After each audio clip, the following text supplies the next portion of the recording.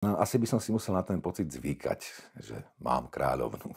Tá kniha prináša skôr taký pohľad na kráľovský život, ktorý my nepoznáme. Aby na jej obľúbenom horskom zrube inštalovali tabuľu s nápisom "Túto chatu upratovala kráľovná Alžbeta".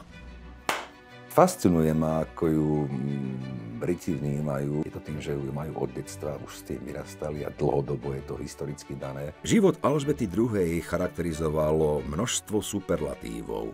Najdlhšie obdobie vládnutia, najviac ciest do zahraničia a prekvapujúco aj viac osobných stretnutí s poddanými, než absolvoval ktorýkoľvek iný panovník pred ňou. Z časti sa pokúša urobiť z nej človeka. Francúzsky prezident sa jej raz opýtal, či sa niekedy nenudí.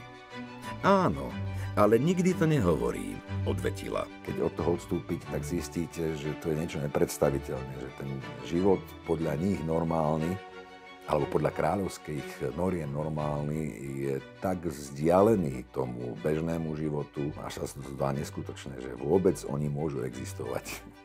V dobe celebrít a vyumelkovanosti sa stále držala nohami na zemi. Bola úprimná a priama.